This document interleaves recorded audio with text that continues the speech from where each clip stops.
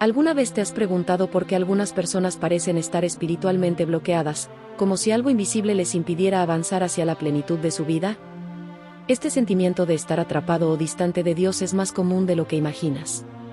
La Biblia habla de ciertas actitudes y decisiones que pueden levantar barreras entre nosotros y el amor infinito de Dios. En este video, vamos a explorar juntos un tema profundo y revelador: los 7 grupos de personas que, según las Escrituras, no pueden ser salvadas. Es un tema desafiante, pero lleno de oportunidades para reflexionar y redirigir nuestra vida hacia el propósito eterno que Dios tiene para nosotros. El primer grupo de personas que la Biblia menciona como fuera del alcance de la salvación son los incrédulos. Estas son aquellas personas que se niegan a creer en el plan de redención que Dios estableció a través de Jesucristo. La fe es el fundamento de toda relación con Dios. Sin fe, es imposible agradar a Dios, porque es necesario creer que Él existe y que recompensa a quienes lo buscan sinceramente. Hebreos 11:6 nos lo recuerda con claridad. La incredulidad no es solo una simple duda, sino una negación constante del sacrificio de Jesús, quien murió y resucitó para ofrecernos vida eterna. Jesús mismo dijo: «Yo soy el camino, la verdad y la vida, nadie viene al Padre, sino por mí». Juan 14:6 no deja lugar a dudas: no existe otro medio para alcanzar la salvación. Sin embargo, la incredulidad no solo cierra la puerta a la vida eterna, sino que también limita la obra de Dios en la vida de quienes la practican. En Marcos 6:5-6 vemos cómo Jesús no pudo hacer muchos milagros en Nazaret debido a la incredulidad de su gente. Esto demuestra que la fe no solo es necesaria para la salvación, sino también para recibir las bendiciones y el poder de Dios en nuestras vidas diarias. Es importante entender que creer en Jesús no es un acto superficial, sino una entrega completa de corazón. Romanos 10:9 nos enseña que si confesamos con nuestra boca que Jesús es el Señor y creemos en nuestro corazón que Dios lo levantó de los muertos, seremos salvos.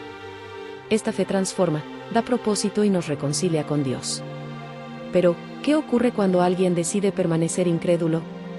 La Biblia es clara al respecto: rechazar a Cristo es rechazar la única puerta hacia la salvación. En Hebreos 3:12-13 se nos advierte que el endurecimiento del corazón puede llevarnos a apartarnos del Dios vivo. Por eso, la fe no solo es una elección inicial, sino un compromiso constante de confiar en Él y en su promesa de vida eterna. La incredulidad no tiene la última palabra si estamos dispuestos a abrir nuestros corazones. El llamado de Dios es para todos, sin excepción. Este es el momento de reflexionar sobre nuestra relación con Él y decidir confiar plenamente en su gracia y amor. Después de hablar de los incrédulos, encontramos un segundo grupo que enfrenta un obstáculo insuperable para la salvación: aquellos que buscan llegar a Dios a través de medios distintos a Jesucristo. La Biblia es clara cuando afirma en Hechos 4:12 que en ningún otro hay salvación, porque no hay otro nombre bajo el cielo dado a los hombres en que podamos ser salvos. Esto elimina cualquier posibilidad de alcanzar la vida eterna fuera del plan que Dios estableció. A lo largo de la historia, muchas personas han intentado buscar a Dios a través de sus propias obras, religiones alternativas, filosofías o incluso caminos espirituales basados en el esfuerzo personal. Aunque estas acciones pueden parecer buenas o incluso nobles, ninguna de ellas puede salvarnos. Isaías 64:6 dice que nuestras mejores obras son como trapos de inmundicia ante Dios. Esto no significa que las buenas obras sean inútiles, sino que, por sí solas, no pueden reconciliarnos con un Dios santo. Jesús dijo en Juan 10:9: «Yo soy la puerta, el que por mí entrare será salvo». Aquí, Él se presenta como el único medio de acceso al Padre, dejando claro que cualquier otro intento está destinado al fracaso. Esta afirmación puede sonar excluyente, pero es, en realidad, una expresión del amor de Dios, quien nos muestra el camino correcto y nos advierte de los peligros de desviarnos. Hay quienes creen que todas las religiones conducen a Dios o que basta con ser una buena persona para alcanzar la salvación. Sin embargo, este pensamiento contradice el corazón del Evangelio. Jesús no vino al mundo para dar otro camino, sino para ser el único puente entre Dios y la humanidad. Pablo reafirma esta verdad en 1 Timoteo 2:5: «Hay un solo Dios, y un solo mediador entre Dios y los hombres, Jesucristo hombre». Este grupo también incluye a quienes depositan su esperanza en sus propias capacidades. La autosuperación, la iluminación personal o incluso la acumulación de méritos religiosos son intentos inútiles de alcanzar algo que solo Dios puede otorgar gratuitamente: la salvación. Efesios 2:8-9 declara que, por gracia sois salvos, por medio de la fe, y esto no de vosotros, pues es don de Dios, no por obras, para que nadie se gloríe. Buscar otros medios de salvación no solo es infructuoso, sino que lleva al peligro eterno. Proverbios 14:12 advierte que hay camino que al hombre le parece derecho, pero su fin es camino de muerte. La exclusividad de Jesús como Salvador no es un obstáculo, sino una bendición que nos asegura un camino claro hacia la vida eterna. Dios nos invita a abandonar cualquier confianza en caminos alternativos y a poner toda nuestra fe en Cristo. Es solo a través de Él que podemos encontrar paz, propósito y la promesa de la vida eterna. Al seguir adelante, veremos que hay otros obstáculos que pueden apartarnos de esta verdad, y uno de ellos es la hipocresía. Luego de abordar a quienes buscan otros medios de salvación, llegamos a otro grupo que enfrenta barreras insuperables, los hipócritas. La hipocresía es una de las actitudes más fuertemente condenadas en la Biblia, especialmente por Jesús, quien no solo la señaló como un pecado grave, sino como un impedimento directo para la verdadera relación con Dios. Ser hipócrita significa fingir tener una fe o una justicia que no se vive en lo profundo del corazón. Es aparentar devoción hacia Dios, mientras el corazón está lejos de Él. Jesús fue claro al hablar contra la hipocresía en Mateo 23:27-28, comparando a los hipócritas con sepulcros blanqueados, hermosos por fuera, pero llenos de impureza por dentro. Esta imagen es poderosa porque expone cómo las apariencias pueden ser engañosas. Mientras otros pueden ver una fachada de espiritualidad, Dios ve el corazón y conoce la verdadera intención detrás de nuestras acciones. La hipocresía no solo daña nuestra relación con Dios, sino también con los demás. Es una de las razones por las que muchas personas se apartan de la fe, al ver que algunos practican una religiosidad superficial en lugar de una relación genuina con Dios. En Lucas 12:1, Jesús advirtió a sus discípulos: guardaos de la levadura de los fariseos, que es la hipocresía.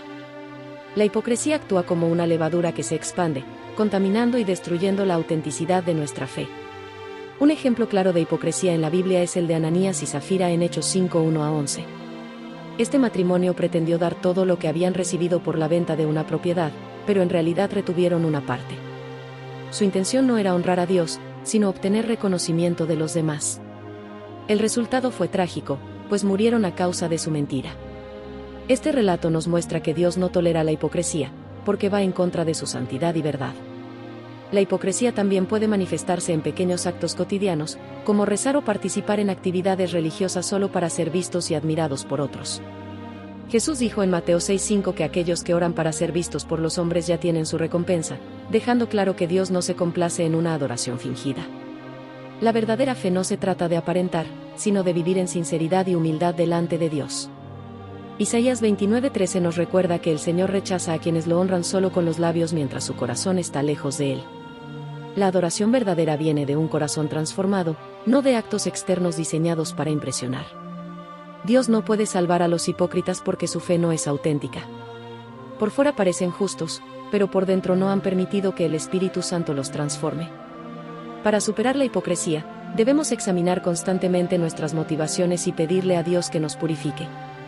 Salmo 139, 23-24 dice: examíname, oh Dios, y conoce mi corazón, pruébame y conoce mis pensamientos, y ve si hay en mi camino de perversidad, y guíame en el camino eterno. La hipocresía es una barrera seria que impide experimentar la gracia de Dios. Al vivir en transparencia y sinceridad, abrimos el camino para que Dios transforme nuestras vidas desde lo más profundo. A continuación, exploraremos otro obstáculo importante en el camino hacia la salvación: la autojustificación. Conectar el tema de la hipocresía nos lleva a un obstáculo relacionado pero igualmente destructivo: la autojustificación.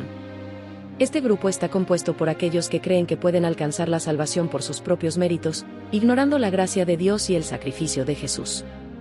La autojustificación no solo distorsiona nuestra relación con Dios, sino que nos aleja del reconocimiento de nuestra necesidad de un Salvador. En Lucas 18:9-14, Jesús nos da un ejemplo claro en la parábola del fariseo y el publicano. El fariseo, confiando en su propia justicia, oraba diciendo: Dios, te doy gracias porque no soy como los otros hombres, ladrones, injustos, adúlteros, ni aun como este publicano. Mientras tanto, el publicano, reconociendo su pecado, clamaba: Dios, sé propicio a mí, pecador. Jesús concluye diciendo que el publicano, y no el fariseo, fue justificado.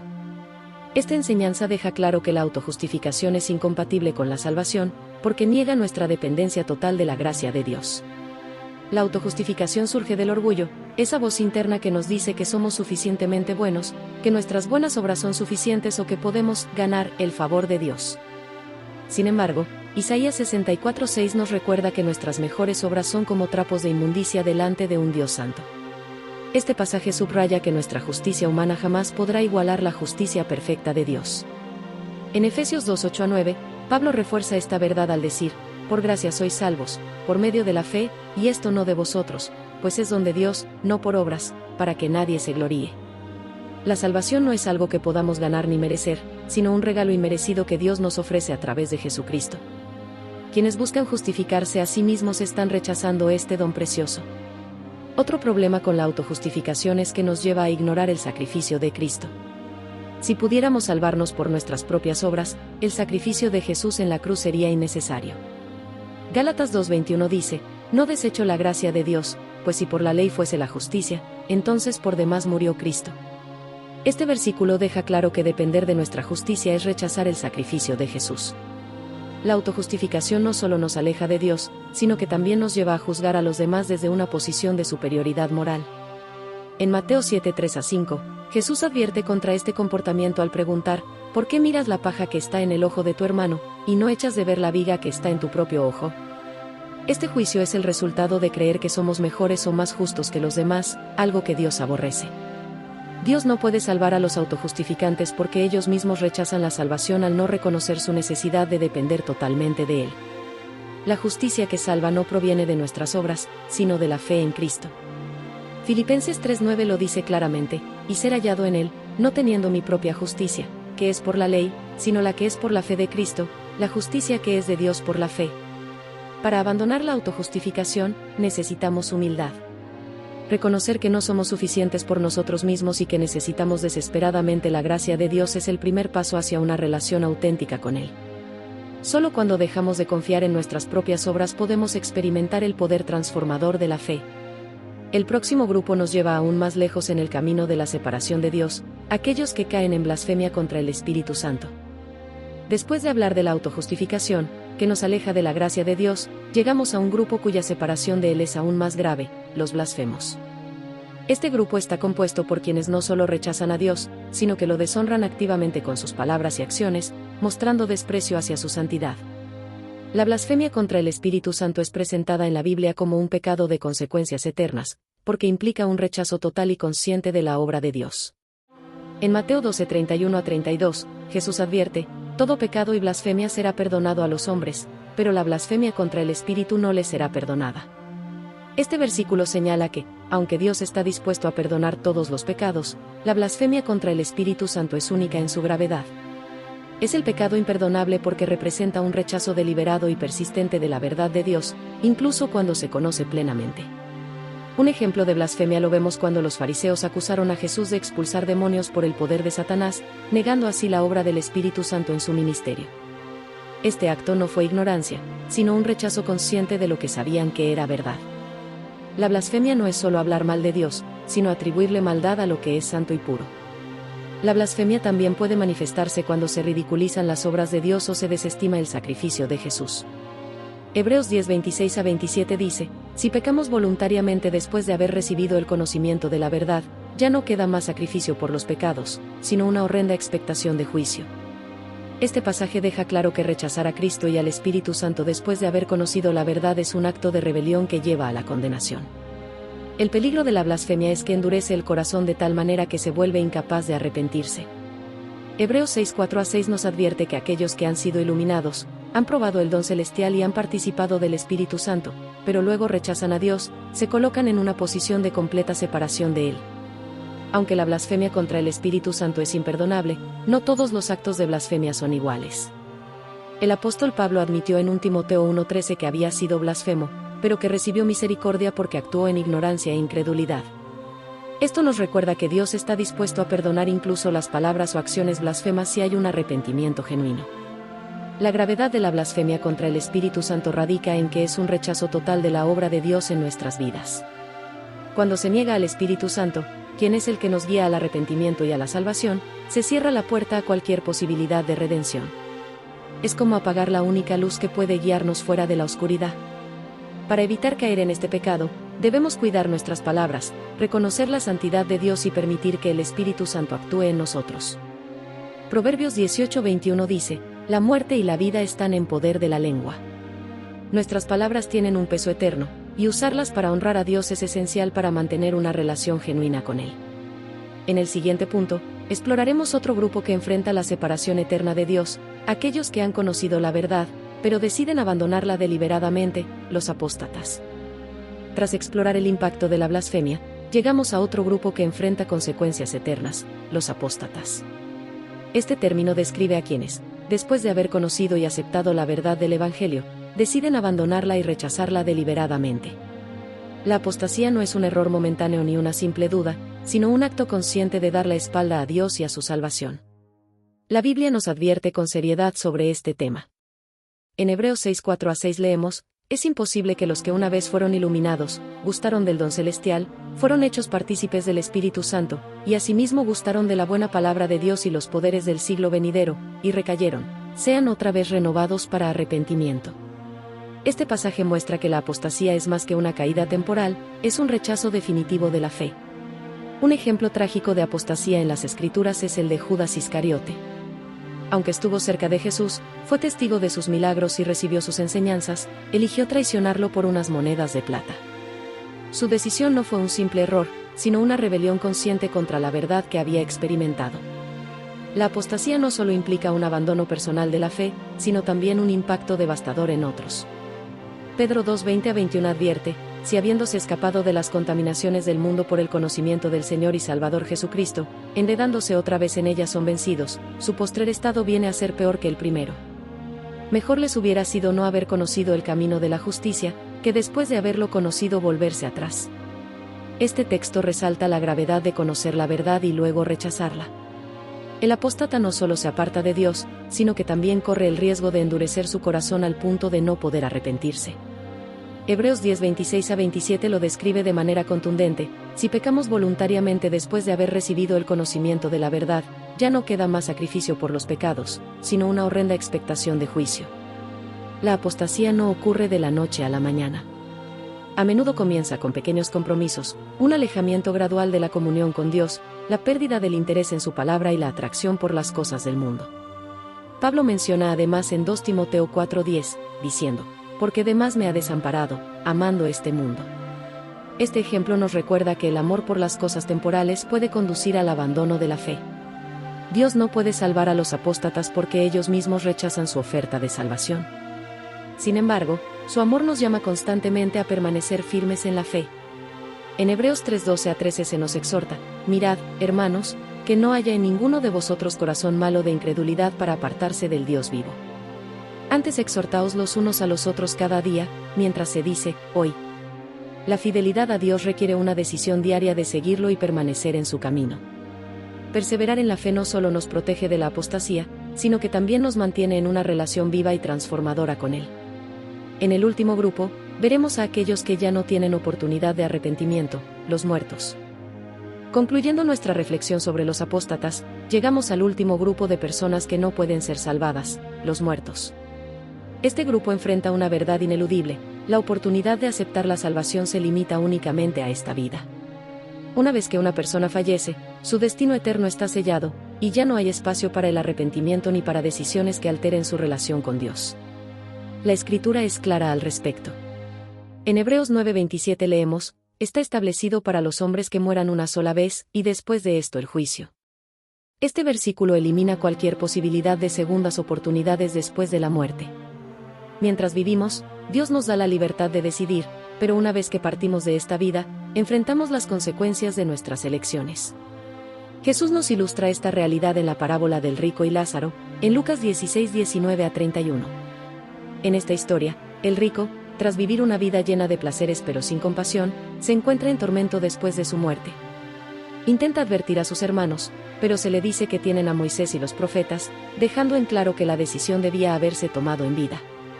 Este relato subraya la importancia de aprovechar el tiempo presente para reconciliarnos con Dios. Algunos creen en la idea de un estado intermedio, como el purgatorio, donde los muertos pueden expiar sus pecados. Sin embargo, la Biblia no respalda esta creencia. En 2 Corintios 5:10, Pablo dice: es necesario que todos nosotros comparezcamos ante el tribunal de Cristo, para que cada uno reciba según lo que haya hecho mientras estaba en el cuerpo, sea bueno o sea malo. Este juicio está basado en nuestras acciones durante nuestra vida terrenal. Otra creencia errónea es que los vivos pueden cambiar el destino eterno de los muertos a través de oraciones o rituales. Sin embargo, la Escritura nos muestra que nuestras decisiones en vida son las que determinan nuestro destino eterno. En Eclesiastés 9:5-6 se dice: los vivos saben que han de morir, pero los muertos nada saben, ni tienen más recompensa, porque su memoria es puesta en olvido. Esto enfatiza que las oportunidades para cambiar nuestro destino terminan con la muerte. El llamado de Dios es urgente. En 2 Corintios 6:12 nos dice: ahora es el tiempo aceptable, ahora es el día de salvación. Este versículo nos recuerda que no debemos postergar nuestra decisión de seguir a Cristo. La vida es incierta, y ninguno de nosotros sabe cuándo será nuestro último día. La muerte no solo marca el fin de nuestras oportunidades, sino también el inicio de nuestra eternidad. Apocalipsis 20:12-15 describe cómo los muertos serán juzgados según sus obras, y aquellos cuyos nombres no estén escritos en el libro de la vida serán lanzados al lago de fuego. Este juicio final es inalterable y definitivo. Dios nos ha dado el tiempo de vida como un regalo para buscarlo, conocerlo y decidir caminar en sus caminos. Ignorar este llamado mientras estamos vivos es rechazar la oportunidad más importante que tenemos. Por eso, el presente es el momento de actuar, de buscar a Dios y de asegurar nuestra eternidad en su presencia. Así concluye nuestro recorrido por los 7 grupos de personas que, según las Escrituras, no pueden ser salvadas. Cada uno de estos grupos nos presenta una advertencia, pero también una invitación a reflexionar sobre nuestra relación con Dios y a responder con fe y obediencia a su llamado. Que esta reflexión nos impulse a vivir cada día con propósito, sinceridad y entrega total a nuestro Creador. Al llegar al final de este recorrido, es crucial reflexionar sobre los 7 grupos de personas que no podrán ser salvadas según las Escrituras: los incrédulos, los que buscan otros medios de salvación, los hipócritas, los autojustificantes, los blasfemos, los apóstatas y los muertos. Cada uno de estos grupos no está definido por la falta de amor de Dios, sino por decisiones humanas que los alejan de su gracia. Este tema no solo nos advierte, sino que también nos invita a tomar decisiones trascendentales mientras aún tenemos tiempo.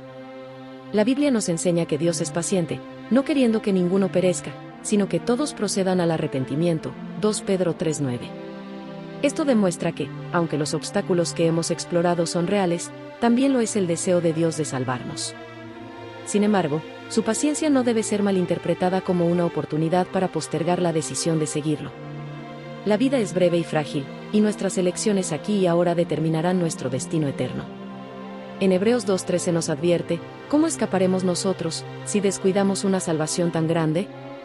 Este llamado nos recuerda que la salvación no es algo que deba tomarse a la ligera, sino una prioridad absoluta.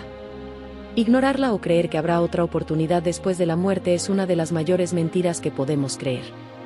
A lo largo de esta reflexión, hemos visto que la salvación no es algo que podamos alcanzar por nuestros propios méritos o esfuerzos.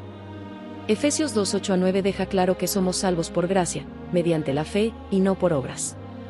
Esto significa que la salvación es un regalo inmerecido que solo puede ser recibido con un corazón humilde y arrepentido.